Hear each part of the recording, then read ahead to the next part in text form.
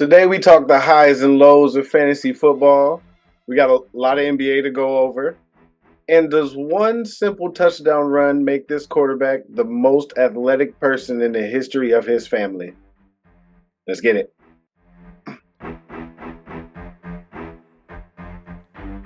Yeah, pass me the rock so I can shoot this three. But I look over on the wing and I see EB. CB the bully in the paint hanging with them trees. And D cutting to the rim, Mr. Three-Man weed. Yeah, they talk a lot of smack, but they don't get no tease. There's not a topic off limits, there ain't no referees. It don't matter the sport, it don't matter the court, it don't matter the field. Things are gonna get real. They gon' hit it off the tee straight from hole 18. It could be a par 5, still gon' land on green. Got a mean slap shot to make a goalie freeze. Coming like the avalanche from the 303. Time to lace up the cleats so you won't get beat. I just told the quarterback that it's time to go deep. We got E, B, C, B, the bully, and D. Get your popcorn ready, cause it's the three-man weed. Yeah, hey, it's the three-man weed. Get your popcorn ready, cause it's the three-man weed. Yeah, hey, the three-man weed.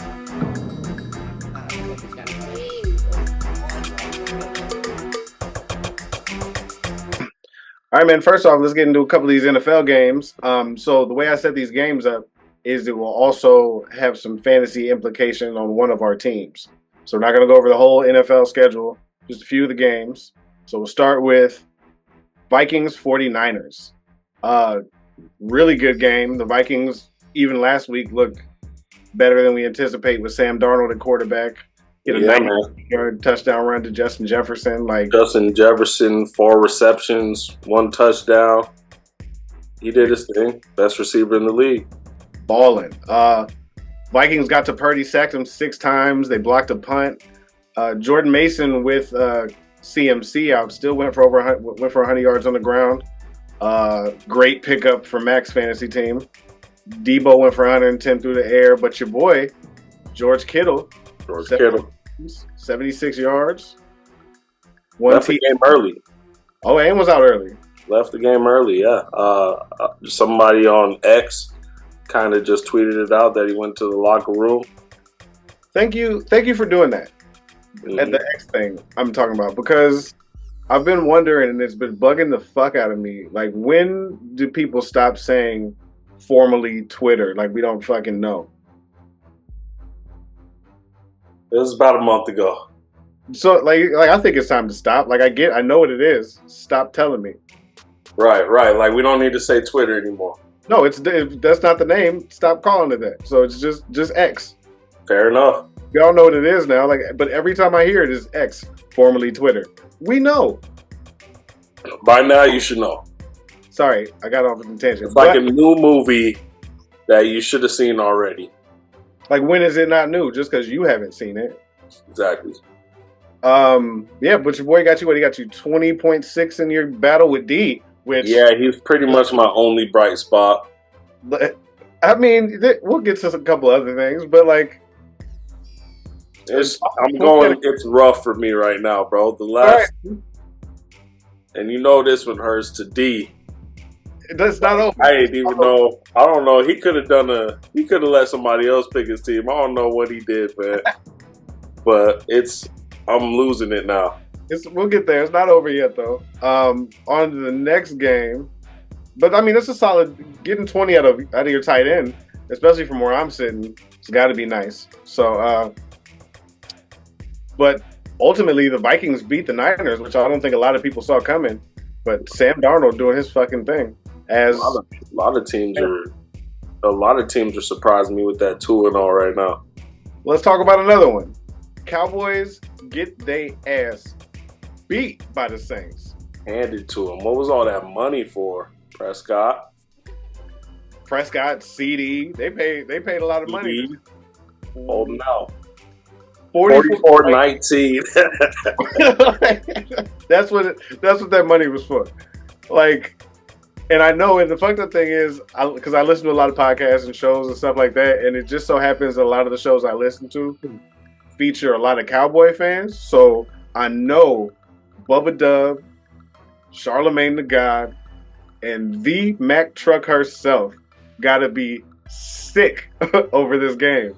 Like, Cowboys get it going on the run, and you know that might have something to do with them being down quite a bit. It's hard to run the ball when you're behind. but it's always something to know, especially when they bring Ezekiel Elliott back as well.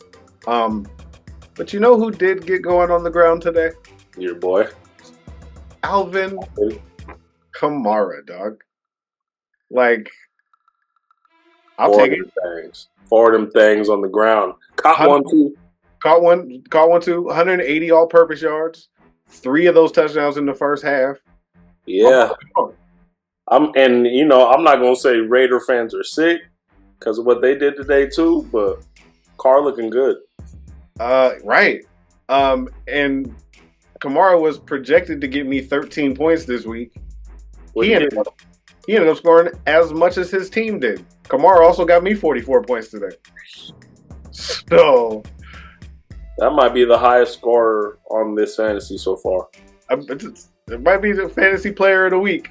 Alvin Kamara. You know what I'm saying? You best believe I looked up anybody that had a breakout game today too to see if they wasn't taken yet. Oh yeah, Kamara's on the squad. Probably saved my week too. I was projected to lose this week, and things were looking bleak for a while until that boy got on the field. Because man, but it was solid little output. 44 points out of Kamara. Yeah. On to Packers Colts. Packers beat the Colts without Jordan Love. Tough game for Anthony Richardson, threw 3 picks. Jonathan Taylor did run for 103 on the ground, could not get in the end zone though. Malik Willis got his first win with his first start as a Packer. 12 for 14, 122 yards and a touchdown. This was kind of another bright spot outside of the fumble near the end zone. 151 yards out of Josh Jacobs, and they were running the shit out of him 32 times. Yeah. Got 151, and his one fumble would have been a touchdown. So, like, that one little thing would have turned it around a little bit for you. Yeah, probably would have had an extra 10 points if he would have kept that in his hand and got the touchdown. But it's just another week, man. Hopefully, we bounce back strong.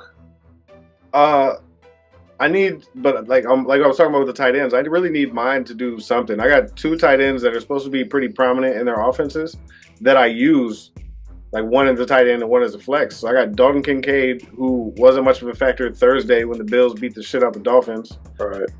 He only had 4 catches, 33 yards, got me 7.3 points. And then I have Sam Laporta from the Lions, who did even less, had 4 catches for 33 yards. Or, sorry, that was 2 catches for 13 yards. Only got me 3 points. But, you still have Jalen Hurts and Dallas Goedert to play tomorrow, but you may need them to have the game of their life on Monday Night Football against the Falcons. But it's not completely over. Last I looked, you were down about 40 to D. You got to just hope it's a lot of Saquon and Goddard getting the ball because he has Devontae Smith on the other side. No, yeah, and there's no A.J. Brown. Right. So we know who he's throwing to, and I'm hoping it's a lot of slants to the tight end. Right, or just Saquon out the backfield and run that thing himself. Like, there's a way for you to win it. There's a way. I was thinking somebody's got to get hurt. I was like, somebody got to get hurt, Lord. That's on your own team too. Yeah, I know. That's awful. It's messy. It's messy. Next up for you, you got Where's My Chubb, who I beat in week 1, and I believe Mac is beating this week. So you might get a win next week. We'll see, man. Mac looked like it looked like it's coming down to you and Mac right now. I'm all right with that.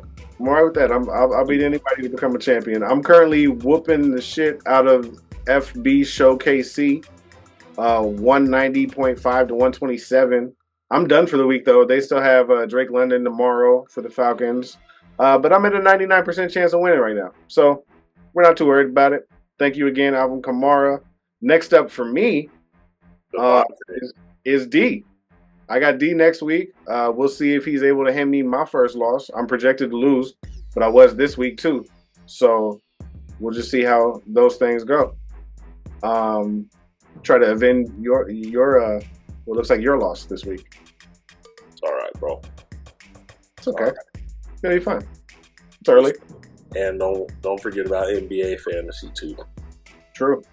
Also, Patrick Mahomes still hasn't really done shit. But I can't not start Patrick Mahomes. But he I'm doesn't. done. I know that I'm done with Trevor Lawrence. I was gonna ask you: is it time to put in Baker? I'm hanging up Trevor Lawrence. Baker's Baker balling. been hooping. He don't give a fuck. It really looked like he looked like Johnny Football. If Johnny Football was in the league and didn't give a fuck, he played a little bit like that. I mean, that was their comparison basically in college. With Baker's doing this fucking thing. He's doing it. He looked like a fucking running back or linebacker, fucking just slanging that bitch. And I'm with it, man. I'm running with it, bro. Trevor Lawrence. I almost used the F word. Go ahead. But you out of there. You out of there, and you might get traded. See what other quarterback is out there. There's not a lot. I looked today.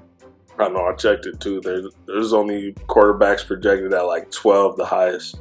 I picked up Jordan Love though, because Mac let go of him when he got hurt. I picked him up.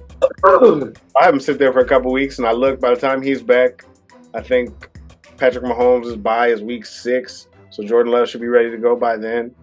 Devontae Adams was hooping for you today too. Yes, sir. I'll take that. I'll take it. And they got to win against Baltimore's 0-2. What do you get? 9 receptions? Yeah, something like that. 132 yards. Oh no! My bad. That's Marvin Harrison. Oh yeah, he hooped. That breakout game. Yeah, that motherfucker might be top 3. Shit. That's a bad boy. Man, that's a badass quarterback, Kyle Murray too. The way you trust him. He was doing his thing. They're gonna be watching the Cardinals. They got me watching the Cardinals now. James Conner's doing his thing on the ground too. Yeah, I'm watching. My Texans, those Texans, I told you, they're fun to watch too. Just finished watching that game tonight. Still, they could clean some things up. They should be scoring more points, but still a fun team to watch so far. Wackest game of the night: Steelers Broncos. I'm okay with it. I have the Steelers defense. I got the Steelers receiver and I got the Broncos receiver. Oh well, that doesn't work out. I have their defense. I got T.J. Watt. You have to worry about Bo Nix and Russell Wilson and Justin Fields and all of that. I got T.J. Watt. Some bullshit. It's all right. Let's move on to some basketball, man. After we talked about AD telling the Lakers he wants to play with another big more often, they granted his wish. Christian Okokolo, is that it? Okolo? Christian, 7-footer, now a Laker. Clippers, Raptors, Spurs all had interest in him as well. He was drafted 33rd by the Raptors in 2022. His rookie year averaged 3 points, 3 rebounds, and a block. Waived by Toronto this past January. He's as part of the Pascal Siakam trade. Try to kill a fly. All right. But I guess right after he was waived, he started dealing with like a life-threatening blood clot issue. Like the next day, the day after he was waived by Toronto. Didn't play last year. He was ruled out indefinitely in October due to respiratory issues. He's still currently unable to practice or play until he's cleared by the NBA's fitness panel. Is this what AD was asking for? Problem solved, right? Most definitely. They got a 7-footer there. What your superstar wants, he shall get. I don't know what it's going to look like, but I hope it's dominance. You say absolutely. I don't know if you just heard me. He cannot step on a basketball court. Oh, he can't until he gets cleared. Yeah, he can't play it. Like, yeah, it's been almost a year now, and he still has not been cleared to play. Oh, they're not clearing him. They haven't cleared him. They keep testing him, and he's not passing. Not cleared as of right now, but he's a Laker. Let's keep going, guys. Let's get another big. Fuck it. A rumor I saw today is that if the Milwaukee Bucks fall short this season, the team that is a front runner for Giannis Antetokounmpo. Actually, guess. Warriors. No. Heat. No. Denver. No. Clippers. Nope. Lakers. Kings. No. Utah. Rockets. Nope. Hornets. Spurs. Negative. Dallas. Yes. Woo! Dallas Mavericks are a front runner for Giannis if they fall short this year. I guess in 2021 when he was about to be a free agent, execs around the league were terrified that he would have joined Luka then. But joining him next year with a lineup of Luka, Kyrie, Clay, Giannis, and Daniel Gafford is your starting lineup, even if Derek Lively has moved into the starting lineup by then, Mavs could be nasty a year. Even like this season, they're still probably top 3, 4 in the West. But adding Giannis to that team, and where's Jimmy going? San Francisco. You think he's going to Golden State? He might end up a Warrior. Man, if they get his ass over in Dallas too, it'll be a wrap. Because Miami's not going to want to deal with him in the conference. So Pat Riley can ship him all the way across the country. Get back like Kuminga, like Pajimski. Pajimski is like a perfect Heat player. They'd love Miami. Oh yeah, for sure. Fit the culture. But yeah, that'd be a killer ass Dallas team, man. Nasty. That's a championship if you ask me. Oh, for sure. God. On that Warriors tip, I saw this thing that since 2017-18, there has not been a repeat champion. We know this. But there also, since 2018-19, hasn't been a repeat team in the finals, like a finalist appearance. Right. Both of those being the Warriors. So with that said, I wanted to see if you could name all of the players that have multiple rings in the 2020s. Steph, KD, Bron. In the 2020s. In the 2020s. Multiple rings. Players with multiple rings in the 2020s. Steph. Nope. Drew Holiday. There's one.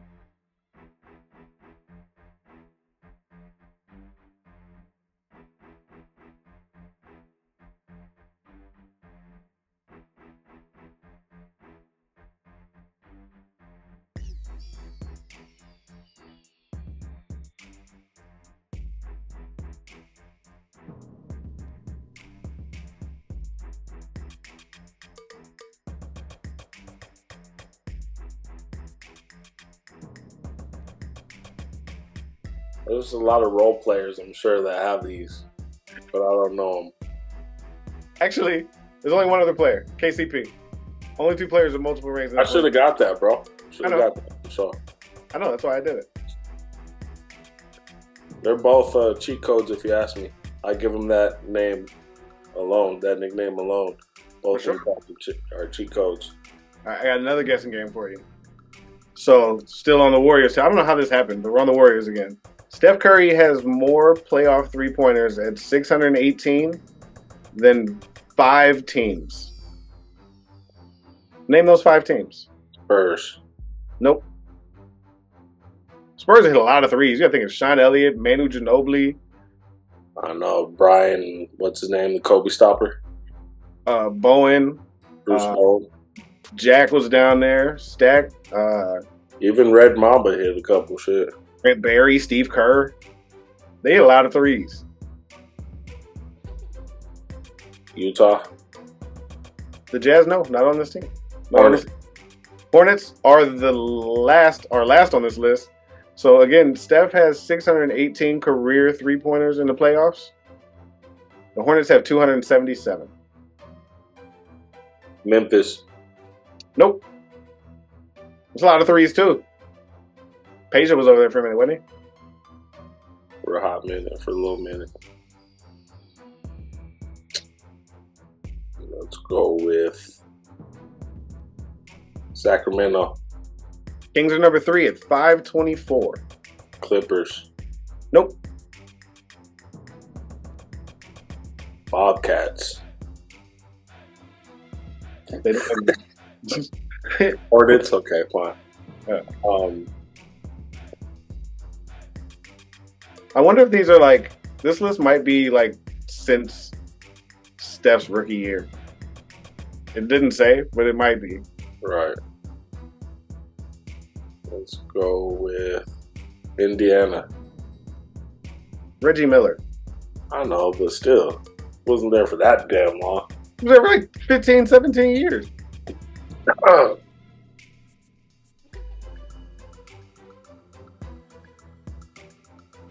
Bulls. Nope. You got Orlando. Hornets so far? Orlando. Negative. Miami. Nope. It's a lot of threes too. Boston probably got the most.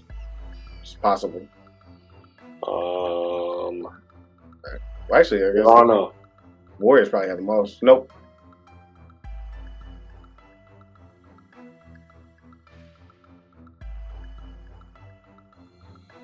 Knicks. Also think about teams that aren't in the playoffs much. Hawks.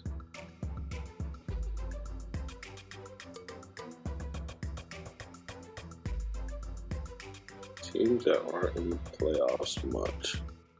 Brooklyn. Negative. You got to think over like Steph's career at least too. Thunder. Nope. Kevin Durant was on that team. Suns. Nope. They might be up there for the most threes. Denver. Mm-mm.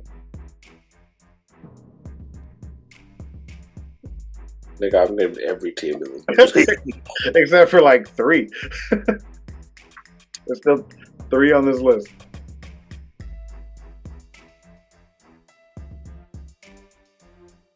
Pelicans. Number 4, they have 412. Cleveland. That's a lot of playoffs and a lot of threes too.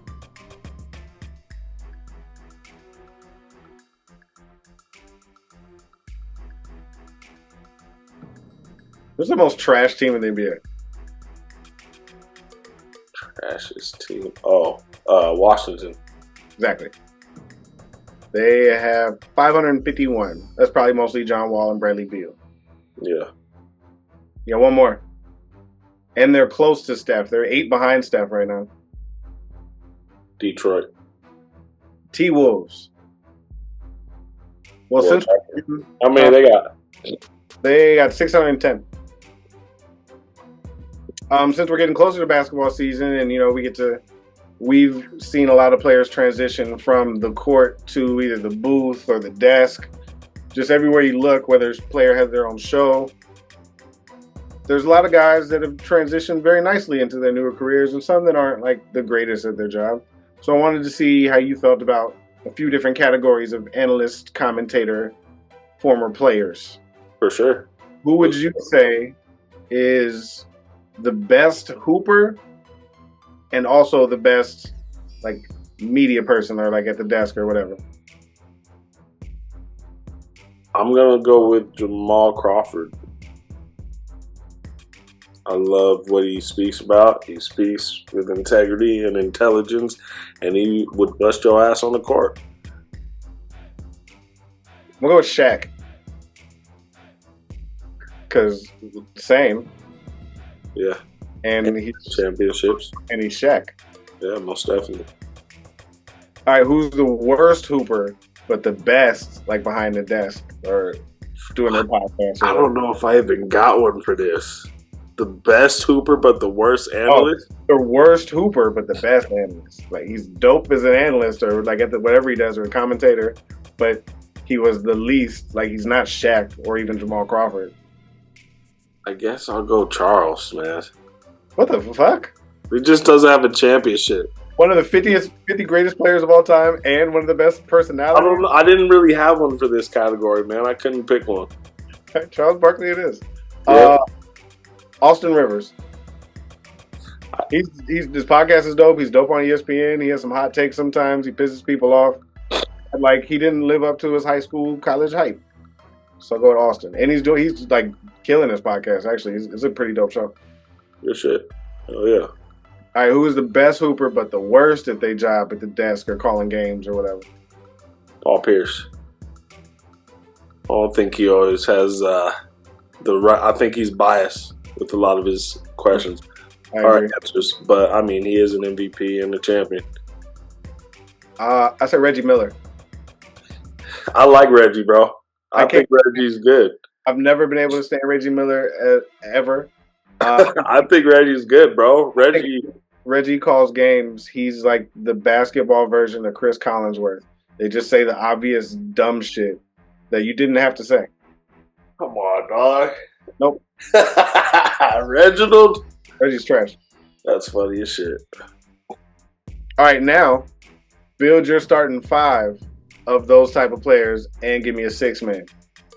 Give me your point guard.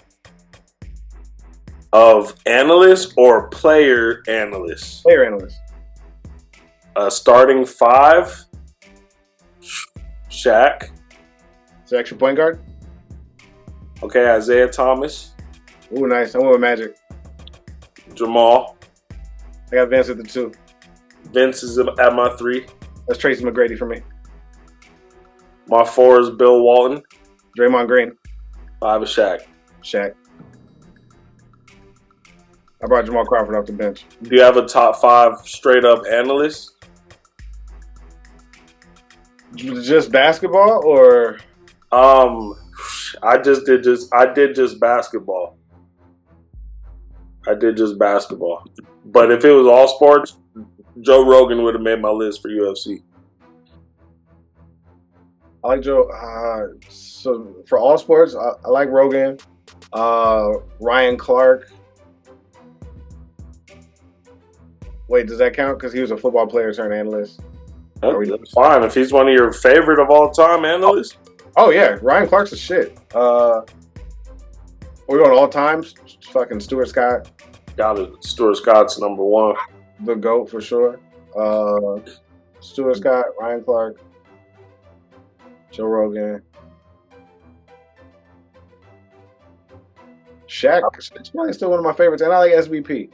Shaq's one of my favorites too. He's just not correct all the time. Nobody is. Right. Doris Burke. Oh, I like Doris. Ernie Johnson. Ernie M. Cheryl Miller. Malika Andrews. Kerry Champion. Yeah. Mel Hill. Michael Smith. There's a lot. Yeah. Favorite of all time, Stuart Scott. Stuart Scott. Oh yeah, absolutely. Rest in peace. Booyah. Booyah. On to the WNBA. Aces beat the Sun 84-71. Sheesh. Asia Wilson. 29-9. Young and Plum combined for 27, 11, and 11. Asia Wilson becomes the first WNBA player to ever score 1,000 in a season. Fire. Shout out to her. Shout out. Well deserved. Speaking of record breakers, Fever beat the Dream 110-109. Caitlin Clark goes 35-8, breaks the rookie scoring record in the season.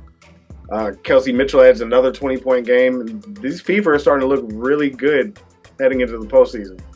Oh, yeah, bro. She's a phenom, bro. Teams coming together, man. WNBA playoffs begin September 22nd, right around the corner. It's going to be crazy if she get a ring this year. Stop. 3P. Playing the Aces in the finals would be legit for her as well. 3P. That's what we're focused on right now. That's what we focused on. Eyes on the prize. Yeah, I need that shirt. What? The 3P shirt. Once I get the 3P, Oh, yeah, for sure. that's the one I'm getting.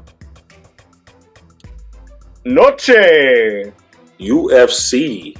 Hey, wait. Before we get started, are you okay? Because last time we started talking about UFC, this is about when you cramped up. Yeah, that was crazy. I did legs that day. And they disobeyed me. I feel that.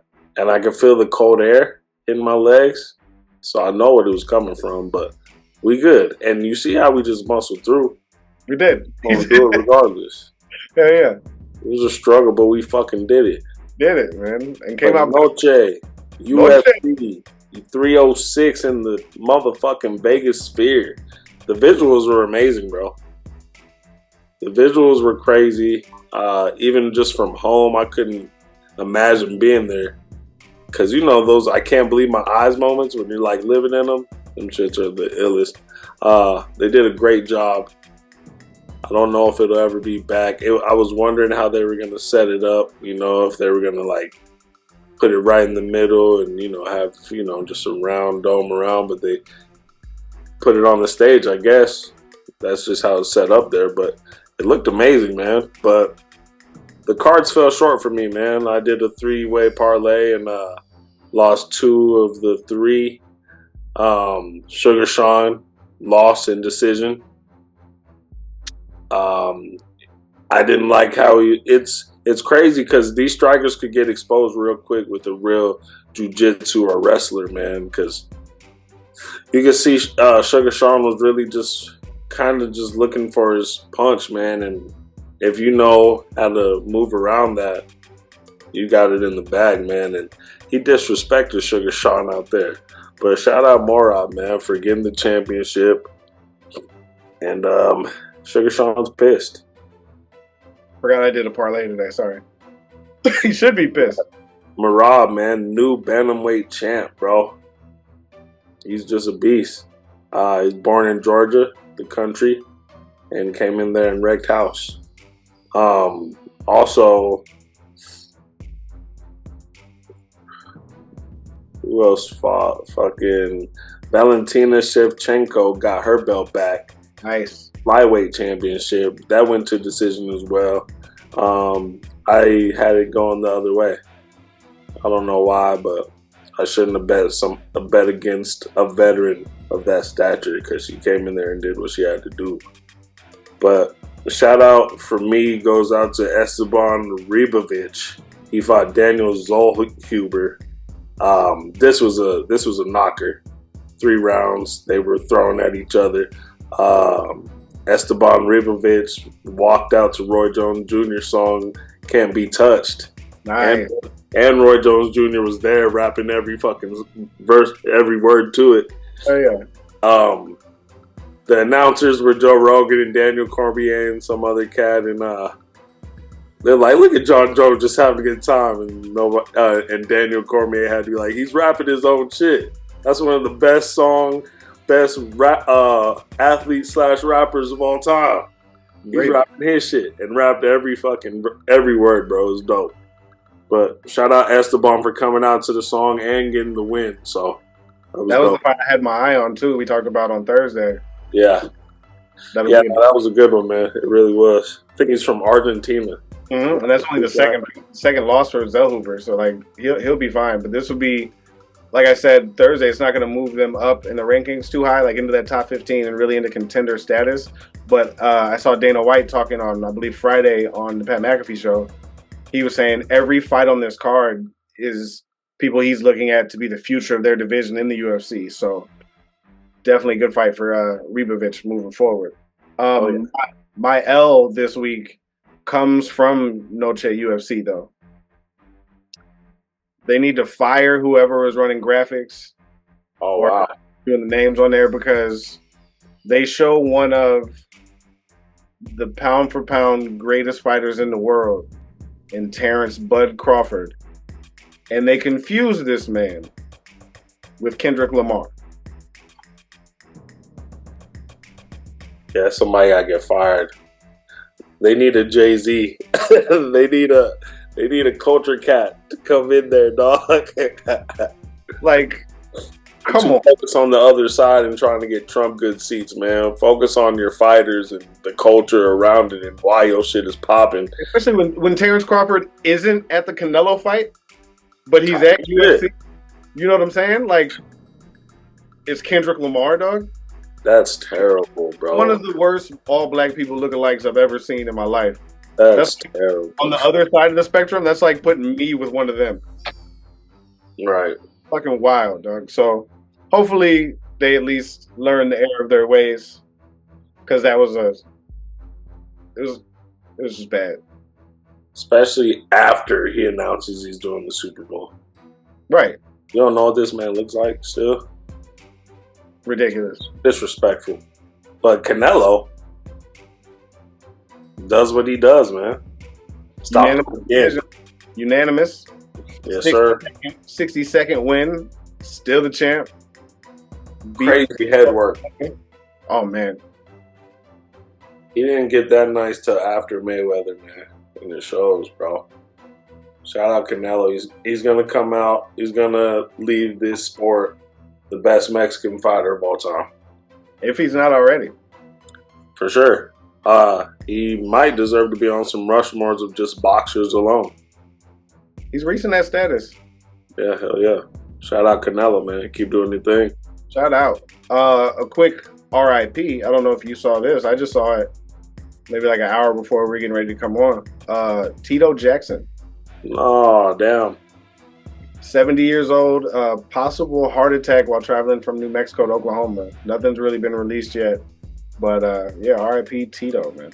Rest in peace to another Jackson. Gone too soon.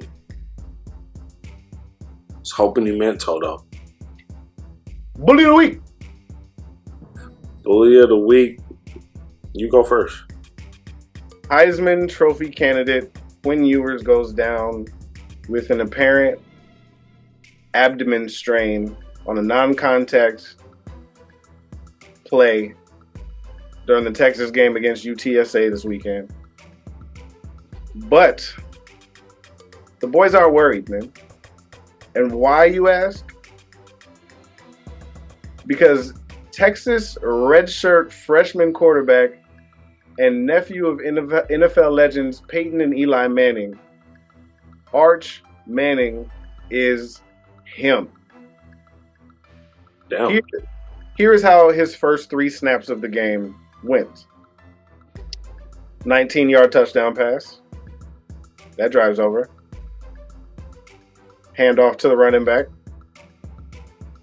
That plays over. 67-yard touchdown run. What Manning you know running for 67 yards and a touchdown? Which one? Pick one. None of them ever. I can think of one Peyton Manning touchdown, maybe 2, and they're both on that bootleg when he's left wide open, untouched, because nobody ever thinks Peyton Manning's going to run the fucking ball. So he gets those sneaky ones in the corner of the end zone. But Arch is in traffic, and my man is moving. Moving, huh? 67 and a touchdown. Moving like McCaffrey type shit. He's a dog. See that? I'm going to check that out. So he ends the game 9 of 12 for 223 yards, 5 total touchdowns, en route to a 56-7 win. Best case scenario, Quinn Ewers is back next week. We'll see how the injury plays out. But if he can't go, the Horns can rest assured that Arch will be ready. So shout out for my Horns as well. Now being the number 1 ranked team in the nation for the first time since 2008. Hook 'em Horns. Bully of the week, Arch Manning. That's dope. I got 2 for my bully of the week. They go hand in hand and happen today. It's 266 yards thrown for Kyle Murray. 3 touchdowns. 2 touchdowns for Marvin Harrison Jr. 4 receptions, 130 yards. In the first quarter, he got those 2 touchdowns.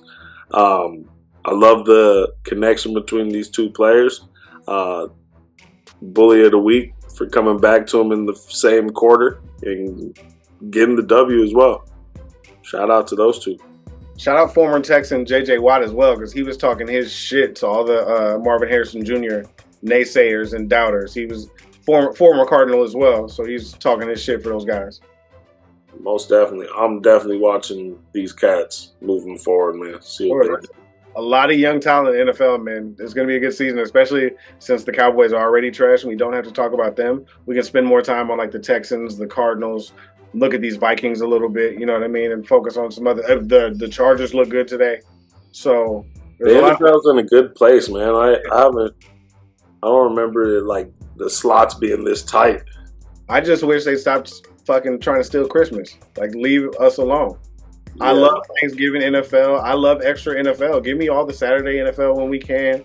Give me a Friday game sometimes, but like. Trying to, or are they going to do? They did. They stole it last year. They stole Christmas on Black Friday last year.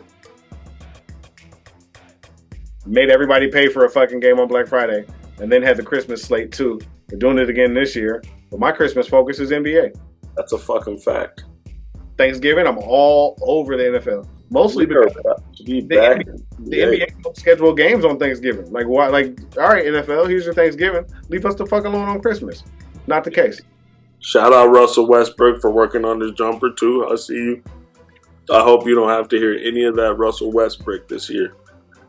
That's inevitable. But I do think Denver's gonna love him like he's their own, and he might feel at home here. I might get a Westbrook jersey. The Westbrook Nuggets jersey might go hard. Number 4. Throwback. Hell yeah. Shout out.